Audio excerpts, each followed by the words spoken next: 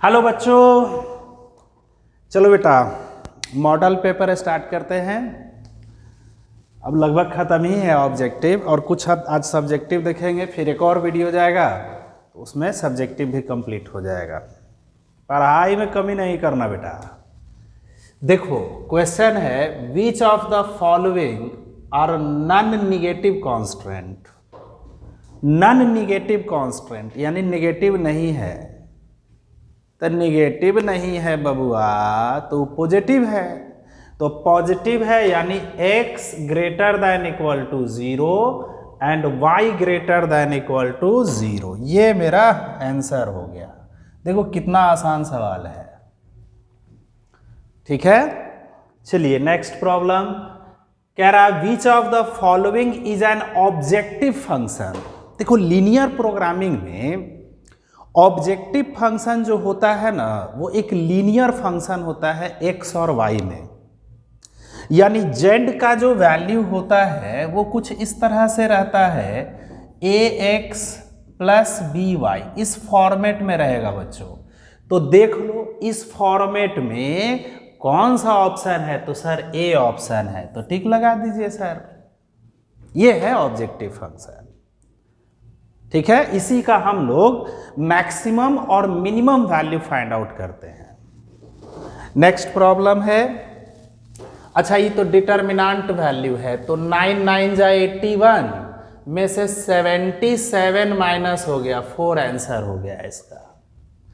चलिए next problem, the maximum value of this objective function 5x plus 7y। अच्छा constants है x plus Y less than equal to 4। अच्छा, और x greater than equal to 0, y greater than equal to 0। तो ये तो non negative constants हैं, यानी negative नहीं है, तो ये तो चला गया फर्स्ट क्वाड्रेंट में।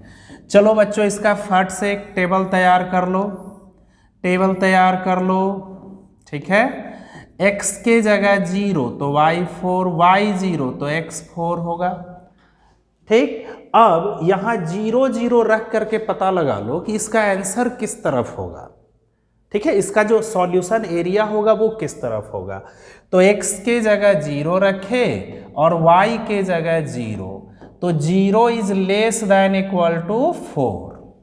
ट्रू है, इसका मतलब ये कॉन्टेन करेगा 0 0 को। मेरे प्यारे बच्चों ये 0 0 को कॉन्टेन करेगा। तो चलिए 0 0 को कॉन्टेन करेगा, x का वैल्यू 0, y 4, तो मान लो यहाँ 4 है, x का वैल्यू 4 है। ठीक है, तो ये 4 0 और ये 0 4। अच्छा ये हो गया 0 0, 0 0 को कॉन्टेन करेगा यानी इस तरफ। अच्छा एक ही लाइन है, तो अब हमारे पास यहाँ कॉर्नर पॉइंट 3 वो मिल गया, 0 0 4 0, एक ये 4 0, x का वैल्यू 4, y का वैल्यू 0 और यहाँ 0, 4। तो करना क्या है, इस ऑब्जेक्टिव फंक्शन में z equal to 5x plus 7y में बच्चों इन तीनों पॉइंट को हम रखेंगे। ठीक है, तो चलो पहले 4 0 रखो, ये वाला पॉइंट रखते हैं। तो 5 इंटू 4, x के जगह पर 4 और y के जगह पर 0, तो 20 हो गया। चलो अब 0 4 रखो, तो x के जगह पर 0 और y के जगह पर 4, 28 आ गया। और लास्ट है 0 0 रखोगे तो 0 बन जाएगा।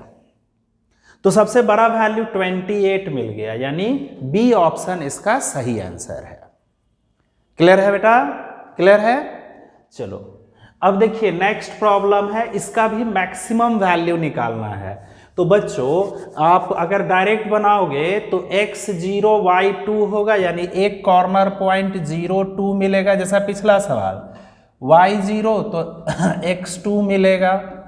अब फर्स्ट क्वाड्रेंट में जाएगा क्योंकि x पॉजिटिव है और y पॉजिटिव है, एक कॉर्नर पॉइंट 0 0 मिल जाएगा। तो बिल्कुल पिछला फिगर, तीनों वैल्यू रखिएगा, जिस पर मैक्सिमम आएगा वही आंसर हो जाएगा।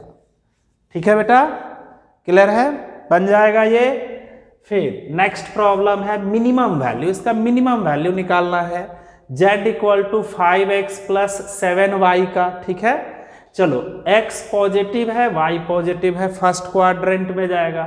टेबल x के जगह 0 तो 3 2 जा 6 यानी 0 2 आएगा, y 0 तो 3x 3 आएगा, एगो 0 0 होगा क्योंकि ओरिजिन को कंटेन कर रहा है तो कुछ इस तरह से इसका फिगर बनेगा x 0 y 2, अच्छा x 3 और y 0।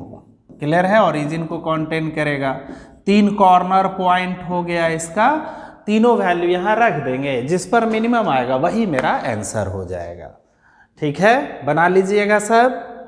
अच्छा, अब ये भी सवाल आप लोग खुद से बना लोगे, मिनिमम वैल्यू निकालना है।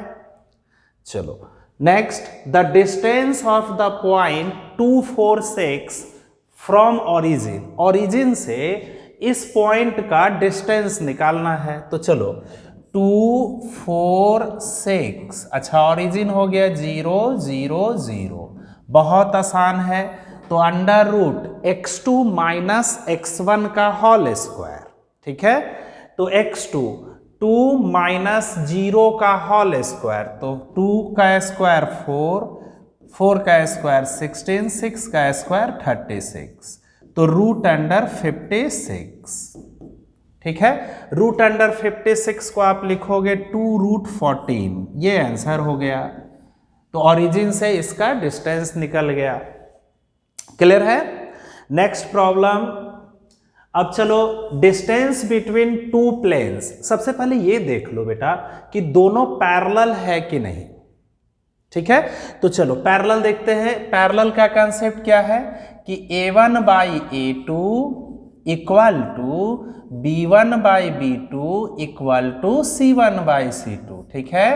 तो देखिए इसका है 2 बाई 4, 2 बाई 4, अच्छा 3 बाई 6, अब 4 बाई 8, दो बार में सब कट जा रहा है यानी पैरेलल है, ठीक है। तो देखो बड़ा सुंदर तरीका सिखाते हैं। किसी एक प्लेन को पकड़ लो, किसी एक प्लेन को, उसमें x और y के जगह पर 0 रख दो, x और y के जगह पर 0 रख दो बेटा। तो देखो x के जगह 0 रखे, यहां पर x के जगह 0 रखे, y के जगह 0 रखे, तो 4 4 एक बार में कट जाएगा, यानी इस प्लेन पर हमको एक पॉइंट मिल गया 0 0 1। अब इस पॉइंट से इस प्लेन का डिस्टेंस निकाल लेंगे, ठीक है। तो डिस्टेंस निकालते समय ध्यान रहे इधर कोई नंबर नहीं रहेगा, 12 को इधर करना होगा, राइट साइड 0 होगा। तो देखो राइट साइड 0 होगा यानी 4x plus 6y plus 8z minus 12 equal to 0। अब चलो डिस्टेंस निकालते हैं। तो डिस्टेंस इक्वल टू मोड 4, देखो जिस पॉइंट से निकाल रहे हैं x के जगह उस पॉइंट का x कोऑर्डिनेट, तो x कोऑर्डिनेट 0 है तो 0 लिख दिए। 6 जिस पॉइंट से निकाल रहे हैं y के जगह उसका y कोऑर्डिनेट 0, फिर बीच में प्लस है तो प्लस दे दिए। 8 अब z के जगह पर 1 रखेंगे क्योंकि वहां z कोऑर्डिनेट 1 है, देखो वहां पर, तो 1 अब माइनस 12, नीचे रूट अंडर 4 का स्क्वायर प्लस y का कॉफिशिएंट है 6, 6 का स्क्वायर और 8 का स्क्वायर, यानी नॉर्मल जो है ना, नॉर्मल 4 6 8 उसका मैग्नीट्यूड से डिवाइड कर देंगे। अब आ गया आंसर। तो डिस्टेंस बराबर देखो 0 0, 8 में से 12 गया तो -4, मोड लगा हुआ है तो +4, और नीचे हो गया 16 36 और 64, ठीक है बेटा। तो हमारे पास आ गया, देखो ये 100 बन गया, 116, 116 को लिख सकते हैं 2 रूट 29, तो 2 दूना 4, 2 बाई रूट 29, ठीक है।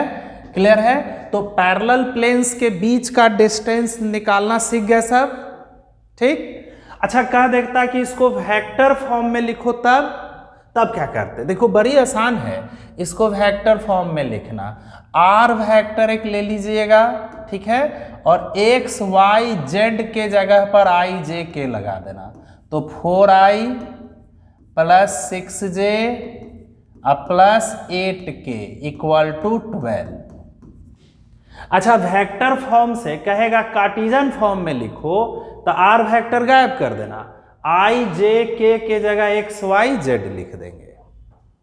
ठीक है, क्लियर है? चलिए नेक्स्ट प्रॉब्लम देखो, साइन इनवर्स 1/√2, तो साइन में 1/√2 π/4 का होता है, हो गया आंसर। कॉट इनवर्स -1/√3, इसका फॉर्मूला पहले लिख लो, देखो पाई माइनस कॉट इनवर्स 1/√3 होता है, ठीक है। कॉट इनवर्स माइनस एक्स का pi minus cot inverse X, clear है। अब कॉट इनवर्स में 1/√3 किसका वैल्यू होगा, तो 60 डिग्री का, यानी पाई माइनस π/3, तो 3 पाई में से पाई घटाओगे 2 π/3, इसका आंसर हो गया। क्लियर है बेटा? चलो नेक्स्ट प्रॉब्लम।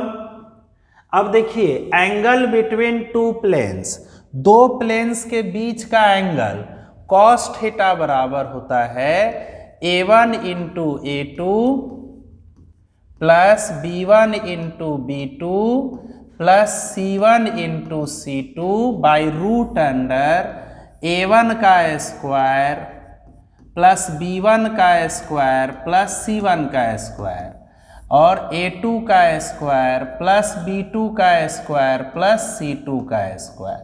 परपेंडिकुलर होगा तो थीटा 90 डिग्री हो जाएगा। तो चलिए cos theta equal to a1 into a2, तो यहाँ 2 है और यहाँ है 1, तो 2 इंटू 1 ऊपर ही लिखते हैं। देखो cos थीटा इक्वल टू, यहाँ 2 है, यहाँ x का कॉफिशिएंट कुछ नहीं तो 1, तो 2, यहाँ 3 और माइनस 2 तो -6, और यहाँ 4 और वहाँ 1 तो 4, 4 2 6, 6 में से 6 गया 0, नीचे वाला लिखने का जरूरत ही नहीं पड़ा, 0। कॉस में किसका वैल्यू 0 होता है, तो π/2 का, तो ऑप्शन ए इसका आंसर हो गया। ठीक है, क्लियर है बेटा? चलिए नेक्स्ट प्रॉब्लम देखो, x इंटू वाई का वैल्यू 1 से बड़ा है और x और y दोनों 0 से बड़ा है, यानी x और y दोनों पॉजिटिव है, तो tan inverse x plus tan inverse y का वैल्यू क्या होगा। तो देखो बच्चों, tan inverse x plus tan inverse y, इसका फॉर्मूला हमको पता है, tan inverse x plus Y by 1 minus X into Y, ये नॉर्मल फॉर्मूला हमको पता है। अब यहाँ कुछ शर्त दिए हुए हैं, देखिए x और y, x जो है 0 से बड़ा है, y भी 0 से बड़ा है, इसका मतलब कि tan इनवर्स x पॉजिटिव है और tan इनवर्स y भी क्या है, पॉजिटिव है, क्योंकि x और y दोनों 0 से बड़ा है। आपको पता है ना कि tan इनवर्स का ब्रांच होता है -π/2 से लेकर के +π/2 तक, तो निगेटिव वाला नहीं है, पॉजिटिव है। ठीक, तो दो पॉजिटिव नंबर का सम इधर लेफ्ट साइड जो है, इधर तो पॉजिटिव आएगा, क्योंकि ये भी पॉजिटिव ये भी पॉजिटिव, और दो पॉजिटिव नंबर को जोड़ेंगे तो पॉजिटिव आएगा, यानी लेफ्ट साइड पॉजिटिव हो गया। अब राइट साइड जाते हैं, देखिए x ऊपर वाला पॉजिटिव है, जैसा कि क्वेश्चन में कह रहा है, x 0 से बड़ा है, y 0 से बड़ा, यानी ये भी पॉजिटिव है। x इंटू वाई जो है 1 से बड़ा है, x इंटू वाई 1 से बड़ा है बच्चों, तो x इंटू वाई जब ये दोनों का प्रोडक्ट 1 से बड़ा होगा, जैसे मान लो कि 2 होगा, तो 1 में से 2 घटाएंगे तो माइनस में ना आ जाएगा, नीचे वाला निगेटिव हो जाएगा और ऊपर वाला जो है पॉजिटिव हो जाएगा। कुछ इस तरह से रिजल्ट आएगा, tan इनवर्स ऊपर पॉजिटिव और नीचे निगेटिव, तब तो ये निगेटिव हो गया, यानी राइट साइड जो है निगेटिव हो गया। ठीक है, इधर क्या हो गया पॉजिटिव, इधर क्या हो गया नेगेटिव। अब ध्यान से सुनो, अगर इधर पॉजिटिव है और इधर नेगेटिव है तो बराबर तो नहीं होगा, यानी यह फॉर्मूला वैलिड अब नहीं रहा। तो इसको हम वैलिड कैसे बनाएंगे? तो जिधर नेगेटिव होगा बच्चों उधर पाई ऐड कर देना, जिधर नेगेटिव होगा बच्चों उधर पाई ऐड कर देना, यानी फॉर्मूला इसका हो गया pi plus tan inverse x plus Y by 1 minus X into Y. ये आंसर सही हो गया, बी ऑप्शन। जिधर नेगेटिव होगा मेरे प्यारे बच्चों उधर पाई ऐड कर देना। ठीक है, ये बैलेंस हो गया। क्लियर है? चलिए नेक्स्ट प्रॉब्लम।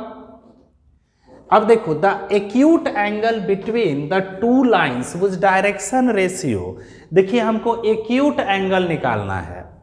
ठीक है, तो एंगल निकालने का तो बस एक ही फॉर्मूला है, cos theta equal to direction ratio दिया हुआ है a1 इंटू a2 यानी 1 into √3 minus 1 plus b1 into b2 यानी 1 इंटू -√3 -√3 माइनस 1 प्लस 2 इंटू 4 और नीचे हो गया इसका मैग्नीट्यूड 1 का स्क्वायर प्लस 1 का स्क्वायर और 2 का स्क्वायर, फिर इसका मैग्नीट्यूड तो √3 माइनस 1 का स्क्वायर प्लस -√3 माइनस 1 का स्क्वायर प्लस 4 का स्क्वायर। चलो बच्चों, कॉस थीटा इक्वल टू, देखिए -√3 मल्टीप्लाई जब कर लोगे तो -√3 प्लस √3 कैंसिल, -1 -2, अब 4 2 जाए 8 में से 2 गया 6, चलो नीचे 4 1 5 1 6 √6। अच्छा ये देखो √3 माइनस 1 का होल स्क्वायर पर बैठा हुआ है ना, तो इसको हम करते क्या हैं, a माइनस बी के होल स्क्वायर पर इसको बैठा दो, a माइनस बी के होल स्क्वायर पर, तो a square plus b square minus 2ab। अच्छा -√3 माइनस 1 का स्क्वायर, ये जो है दोनों माइनस में, आपको पता है -a माइनस b का होल स्क्वायर को हम लिख सकते हैं a प्लस b का होल स्क्वायर, माइनस कॉमन ले लोगे और उसका स्क्वायर करोगे तो प्लस में ना हो गया, तो e बन गया √3 प्लस 1 का होल स्क्वायर, तो a square plus b square plus 2ab और 4 का स्क्वायर 16। तो देखो मेरे प्यारे बच्चों 2√3 कैंसिल, 16 और 4 24, तो 6 बाई √6 और 24 को लिख सकते हैं 2√6, √6 इंटू √6 6 हो गया, 6 कैंसिल, कॉस थीटा का वैल्यू आ गया 1/2, कॉस थीटा का वैल्यू आ गया 1/2। ठीक है, अब तुम ये सोचो कि कॉस में 1/2 किसका वैल्यू होता है। ठीक है, तो थीटा का वैल्यू सब जानते हो 60 डिग्री यानी π/3, तो π/3 जो है π/3 मेरे प्यारे बच्चों इसका ऑप्शन ए सही आंसर हो गया। ठीक है, चलिए नेक्स्ट प्रॉब्लम है, the equation of A line passing through 2 given point, 2 given point दिया हुआ है तो लाइन का इक्वेशन क्या होगा। देखो लाइन का इक्वेशन 2 पॉइंट्स है, तो x minus x1 by x2 minus x1 equal to y minus y1 upon y2 minus y1 equal to z minus z1 upon z2 minus z1। ठीक है, अच्छा यही चीज वेक्टर फॉर्म में होता है, r वेक्टर बराबर r1 vector plus lambda r2 vector minus r1 vector, ये वेक्टर फॉर्म में हुआ। तो चलो 2 पॉइंट दिया हुआ है, तो x माइनस x1 यानी 3 बाई x2 माइनस x1, तो 2 में से 3 घटाओगे -1, आगे बढ़ो, y minus 5 by y2 minus y1, 4 में से 5 घटाओगे -1, z माइनस 7 बाई 9 माइनस 7 यानी 2। क्लियर है? क्लियर है? अच्छा, x माइनस 3, अच्छा नीचे डायरेक्शन रेशियो नहीं मिल रहा है, ठीक। अच्छा एक चीज और देखो, एक ये इक्वेशन लिख सकते हैं या यहां से भी आप लिख सकते हो। देखो x माइनस x1 यानी x minus 2 by x2 minus x1, 3 में से 2 गया 1। देखो दिमाग ये क्वेश्चन घुमा करके आंसर ऑप्शन दे दिया। फिर y माइनस 4 बाई 5 में से 4 गया 1। अच्छा z माइनस 9 और 7 में से 9 गया तो -2। अब समझ में आ गया, ऑप्शन बी इसका सही आंसर है। मैंने x1 y1 z1 इसको ले लिया और इसको ले लिया x2 y2 z2, कोई फर्क नहीं पड़ेगा बेटा, ठीक है। किसी को भी हम ले सकते हैं x1 y1 z1।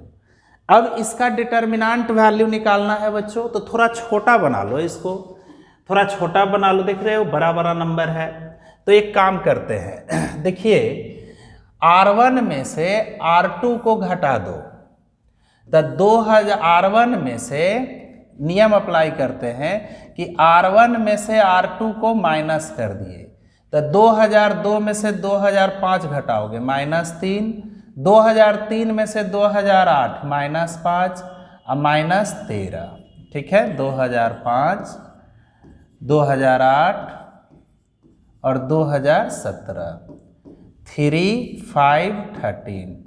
यहाँ से मेरे प्यारे बच्चों फर्स्ट रो में से माइनस हम कॉमन ले लेते हैं, तो 3, 5, 13, 2005, फिर 2008 हो गया, 2017, 3, 5, 13। अब आप देखो R1 और R3 आइडेंटिकल हो गया, आइडेंटिकल हो गया, इसका मतलब इसका डिटर्मिनेंट वैल्यू 0, यही आंसर हो गया।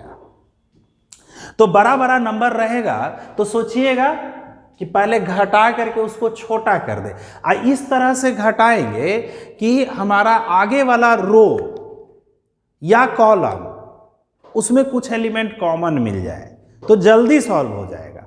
हम यहाँ देखो ऐसे भी घटा सकते थे लेकिन उसमें कॉमन नहीं मिल पा रहा था। यहाँ देखो 2002 में से 2005 घटाए ना तो -3 आया गया, यहाँ 3 था, तो फिर हम सोचे क्या अच्छा था बाद में माइनस कॉमन ले लेंगे, समझे।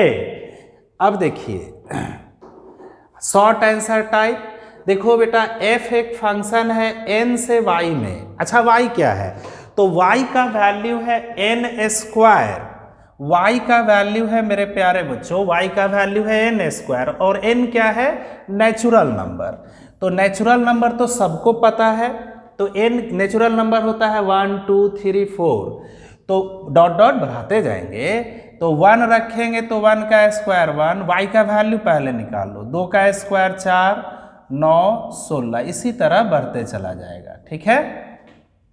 अब f एक फंक्शन है नेचुरल नंबर से y में, नेचुरल नंबर उसका डोमेन है और y ये वाला सेट जो है इसका कोडोमेन है, ठीक है। f ऑफ n का वैल्यू दिए हुए है n²। प्रूफ करना है कि f जो है इन्वर्टिबल है। इन्वर्टिबल का मतलब कि जो फंक्शन 1 1 और ऑन टू दोनों हो, ऐसा फंक्शन जो 1 1 और ऑन टू दोनों हो उसको हम कहेंगे इन्वर्टिबल। तो चलिए पहले 1 1 चेक करते हैं।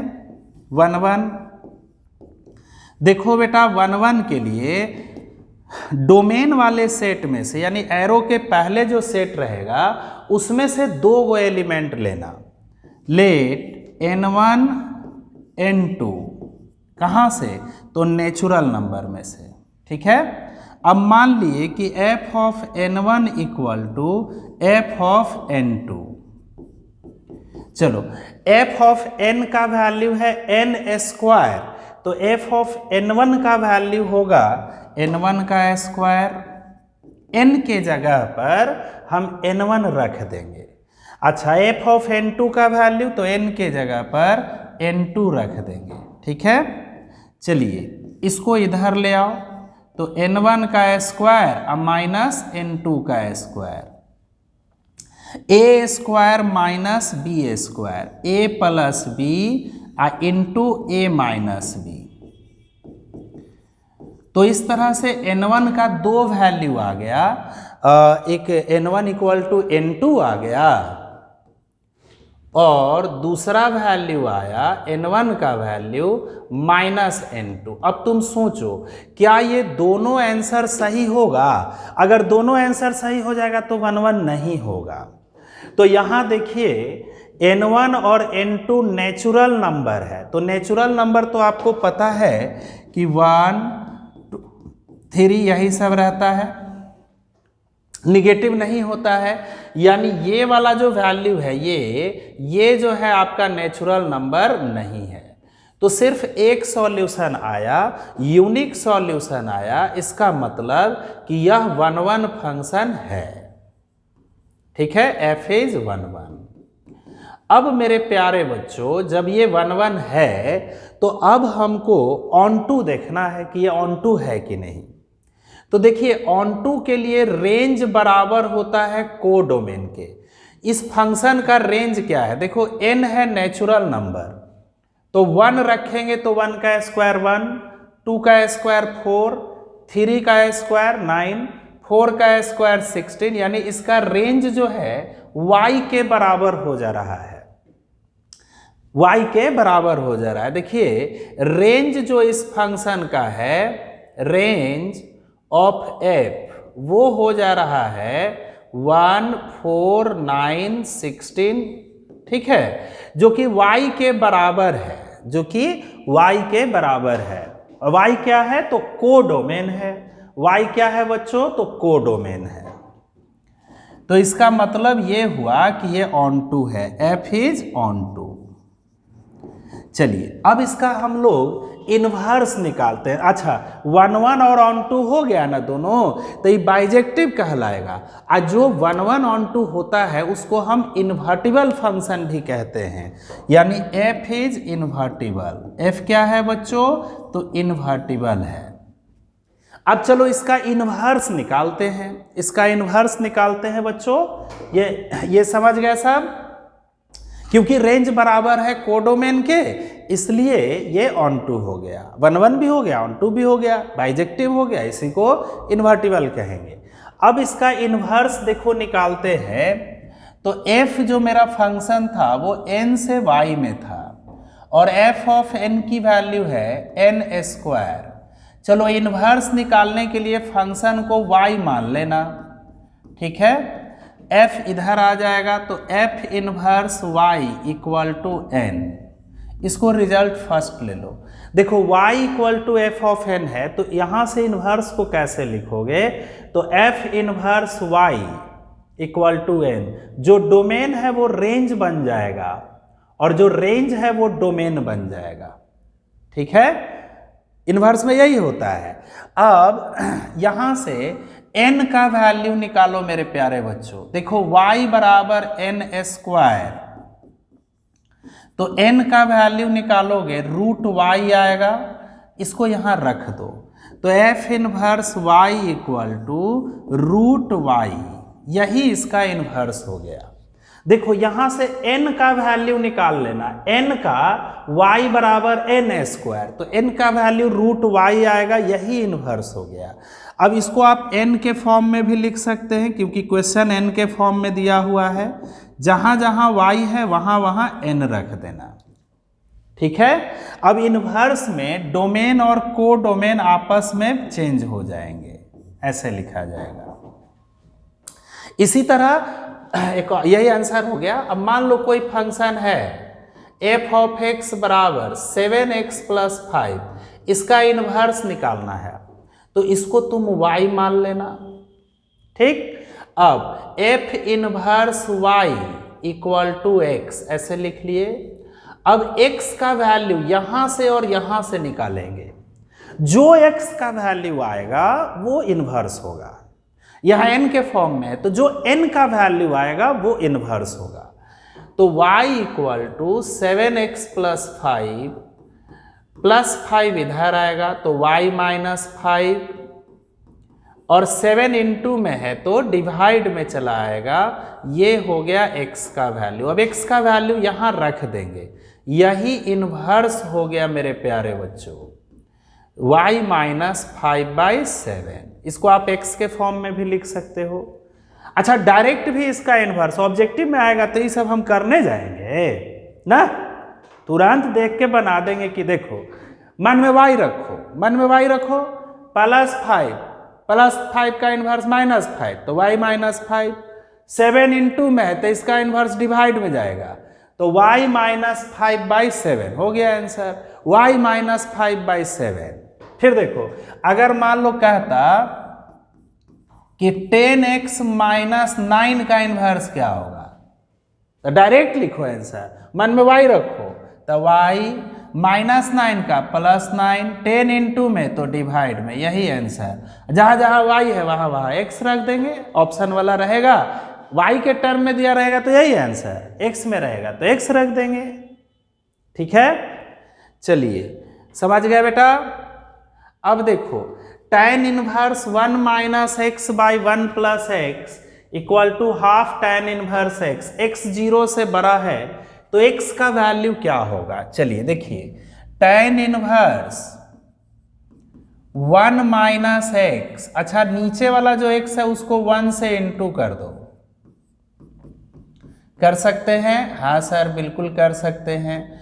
अब आप देखिए, ये tan inverse x - y/1 + x into y पर बैठ गया, तो tan inverse x - y/1 + x into y, इसका फॉर्मूला होता है tan inverse x minus tan inverse y।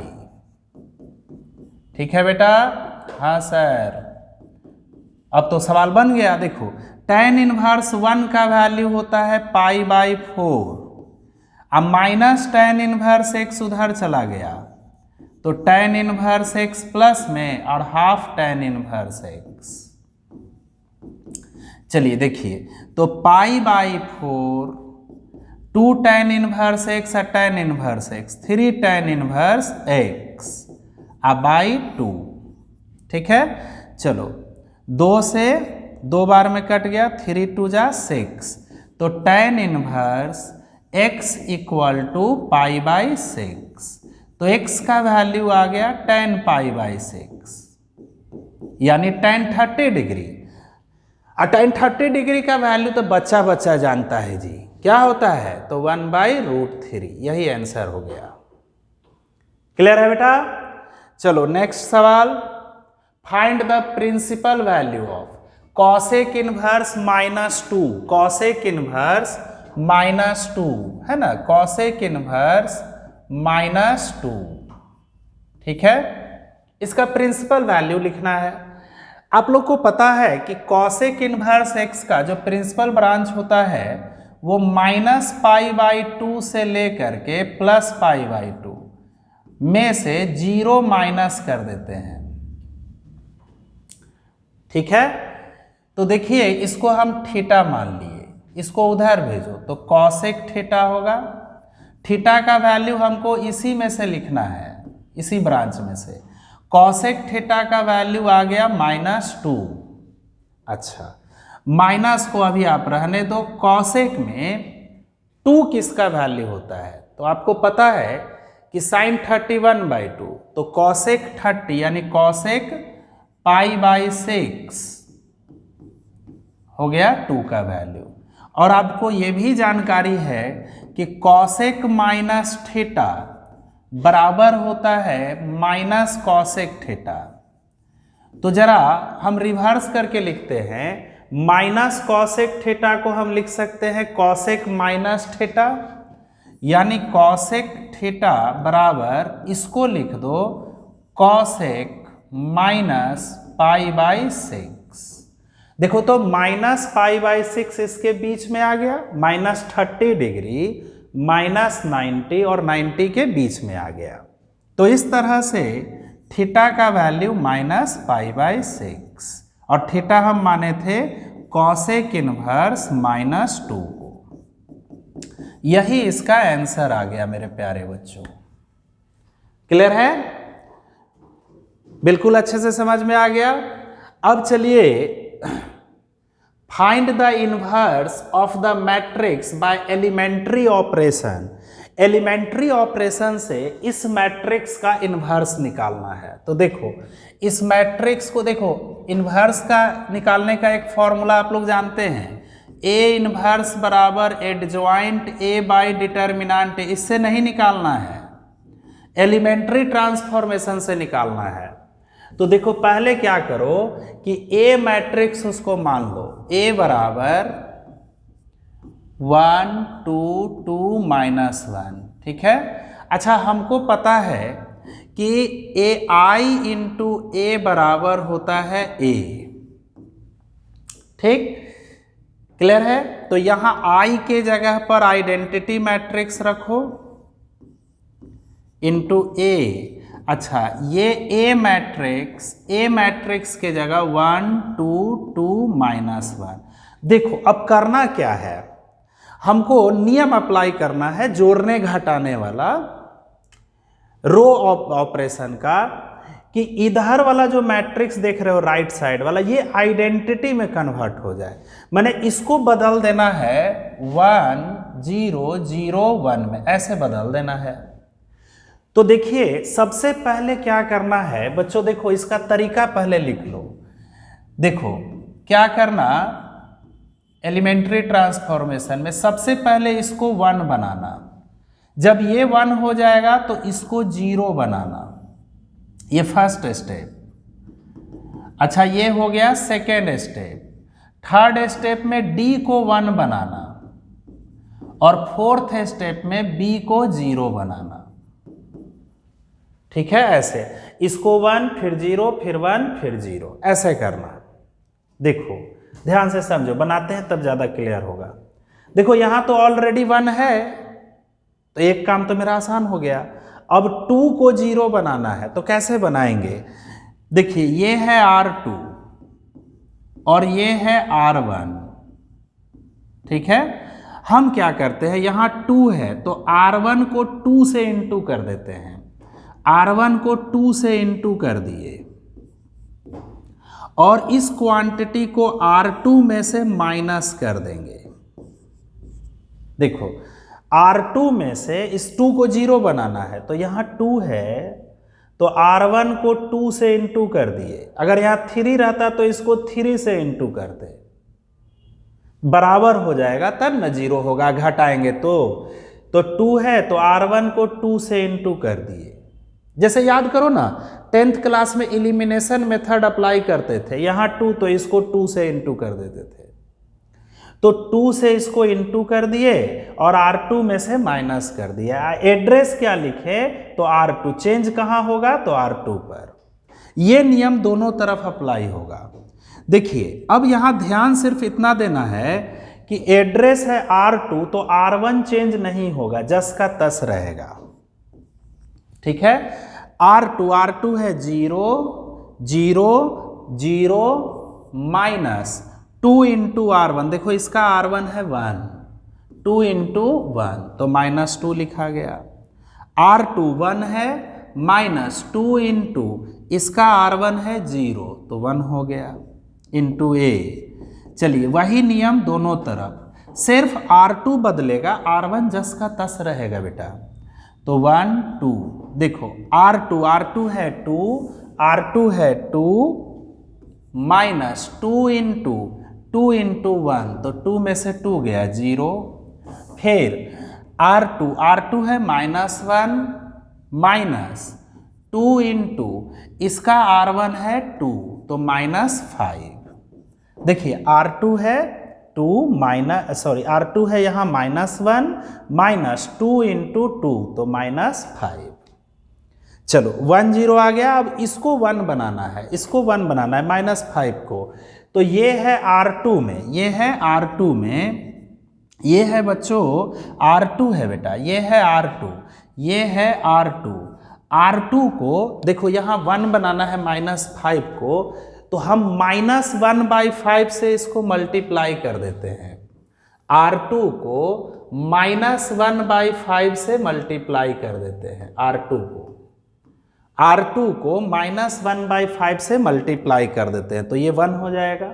जो नंबर रहेगा जैसे 7 तो 1/7 से मल्टीप्लाई कर देना।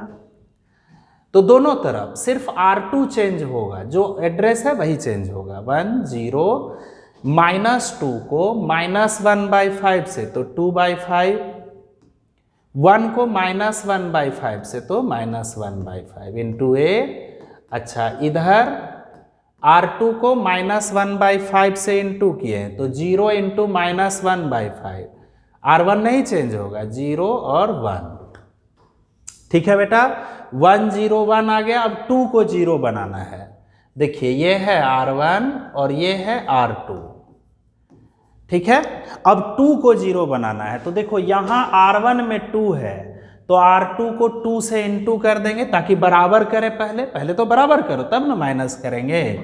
तो 2 है तो 2 को R2 से इंटू कर दिए, घटाएंगे किस में से, R1 में से, तब ना ये 0 होगा और एड्रेस R1 रहेगा। अगर यहाँ 3 रहता तो R2 को 3 से इंटू करते। ठीक है, घटा देते किस में से, R1 में से। क्लियर है? चलिए अब यहाँ एड्रेस जो है R1 है तो ध्यान देना है सिर्फ R1 बदलेगा, बाकी और जस का तस रहेगा।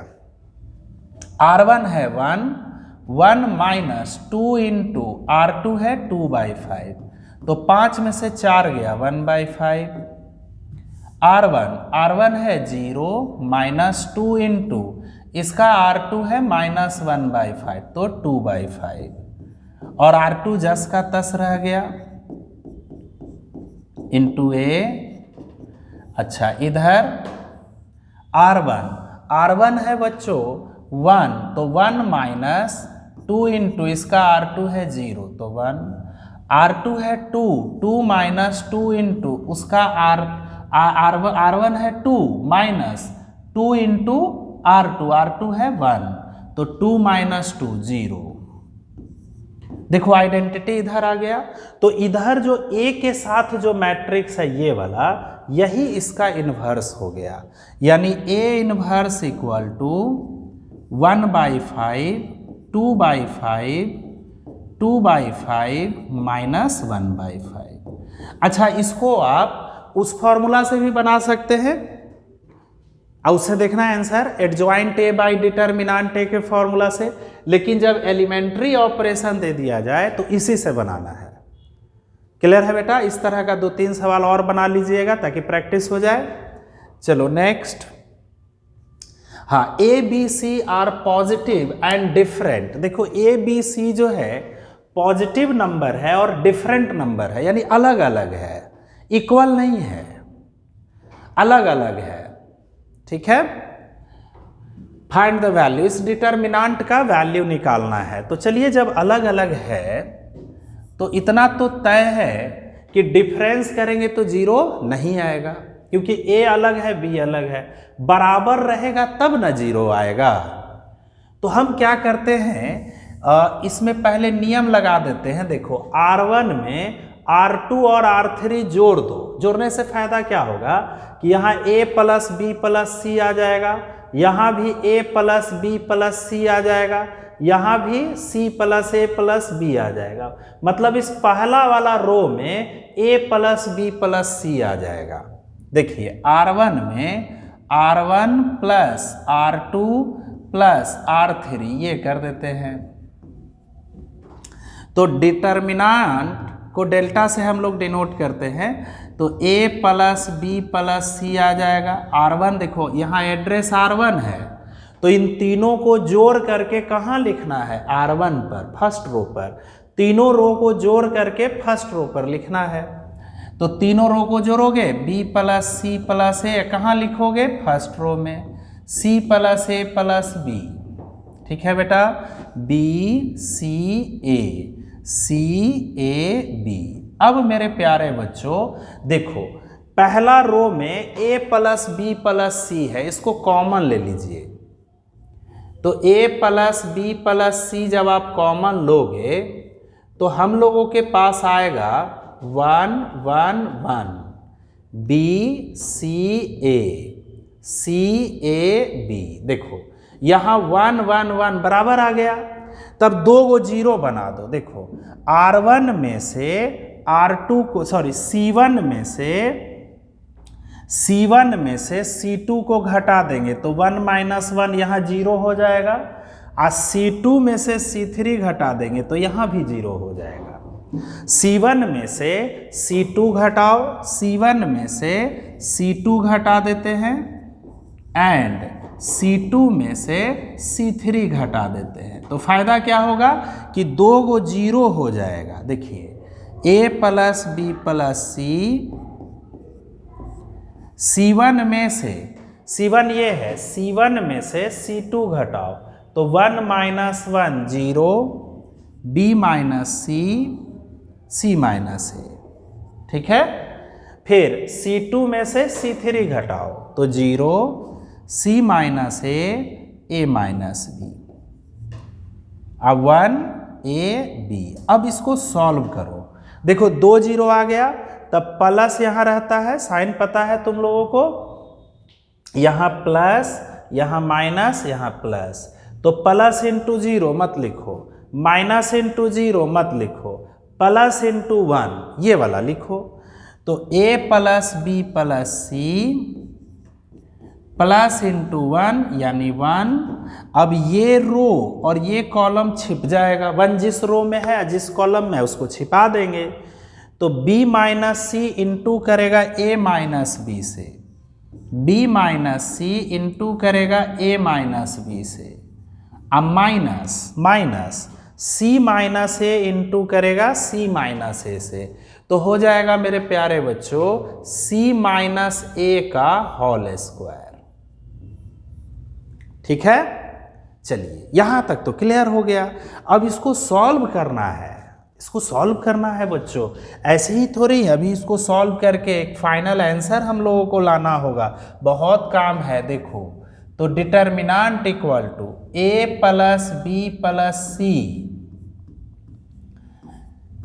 देखिए इसको इंटू करोगे तो B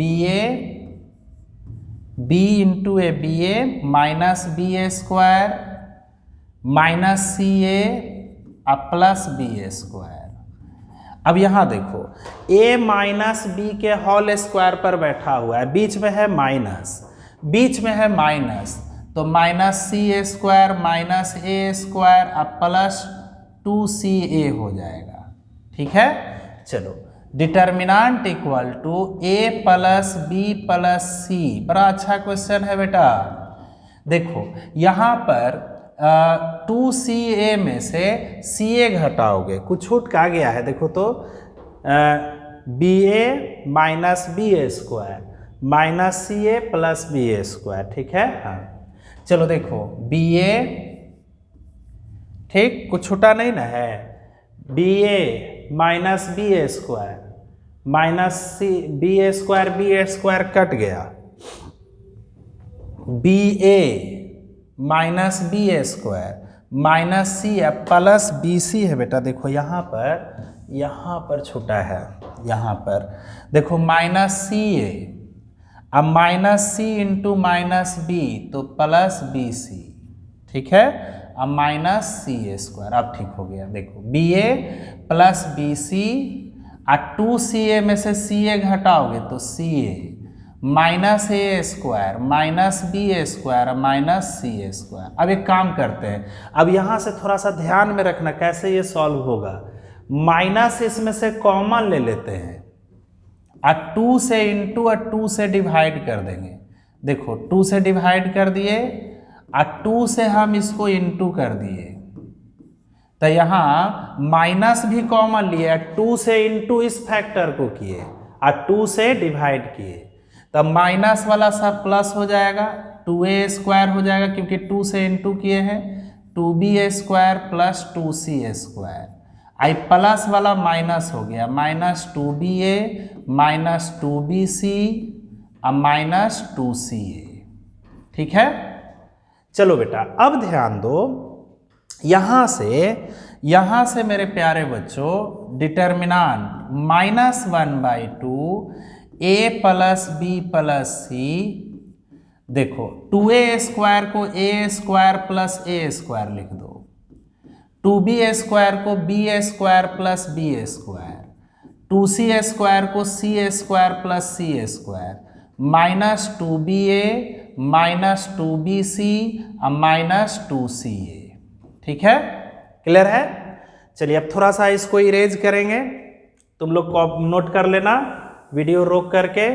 चलो देखो, अब इसको जो है या स्क्रीनशॉट भी ले लेना, a plus B plus C, देखो अभी फॉर्मूला पर बैठ गया, a square plus B square minus 2ab, तो ये हो गया a माइनस बी का होल स्क्वायर, फिर a square plus C square minus 2ca, ये हो गया a माइनस सी का होल स्क्वायर, या c माइनस a का होल स्क्वायर भी लिख सकते हो, फिर b square plus C square minus 2bc, तो b माइनस सी का होल स्क्वायर, यही आंसर हो गया।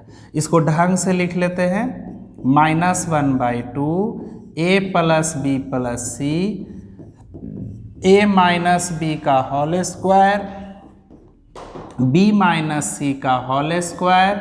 अच्छा, a माइनस सी का होल स्क्वायर को हम c माइनस a का होल स्क्वायर लिख सकते हैं।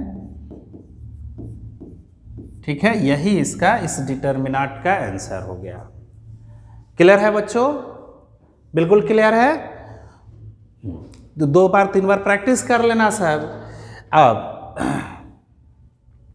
अब कल अगले वीडियो में जो है यहाँ से आगे बढ़ेंगे। ठीक है, खूब मन लगा के पढ़े सर, खूब बेटा। चलो।